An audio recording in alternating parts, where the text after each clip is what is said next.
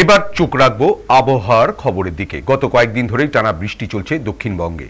অবশেষে বুধবার থেকে খানিক রোদের দেখা মিললেও শনিবার থেকে ফের ভারী বৃষ্টির আশঙ্কা দক্ষিণ 24 পরগনা এবং ঝাড়গ্রামে। কলকাতাতেও মেঘলা আকাশ ও মাঝারি মানের বৃষ্টির আশঙ্কা।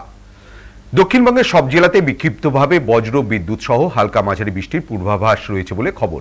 অন্যদিকে এখনো মেঘের চাদরে ঢাকা উত্তরবঙ্গ, যার ফলে শুক্রবার দার্জিলিং, জলপাইগুড়ি ও কোচবিহারে বজ্র বিদ্যুৎ সহ বিক্ষিপ্তভাবে বৃষ্টির সম্ভাবনা।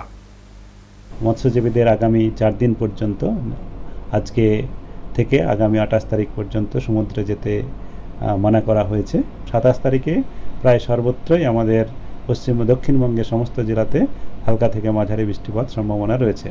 27 তারিখে উপকূল অঞ্চলের কয়েকটা জেলায় ভারী বৃষ্টিপাতও হতে পারে, যেমন আমাদের দক্ষিণ 24 পরগনা এবং পূর্ব পশ্চিম মেদিনীপুর, ঝাড়গ্রাম এই জেলাগুলির মধ্যে 1-2 জায়গায় ভারী বৃষ্টিপাতের সতর্কতা দেওয়া রয়েছে 27 তারিখের জন্য।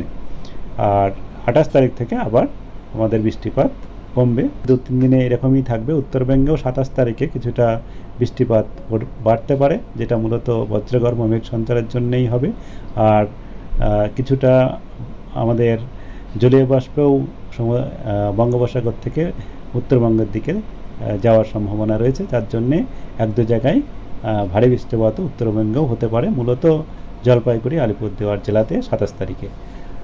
আর 27 তারিখের পরে উত্তরবঙ্গ এবং দক্ষিণবঙ্গ 2 জায়গাতেই বৃষ্টিপাতের পরিমাণ ধীরে ধীরে কমবে। 28 আর 29 বা 30 এই সময়ে আমাদের কেবল বৃষ্টিপাত থাকবে, তবে ভারী বৃষ্টিপাতের কোনো সতর্কতা নেই।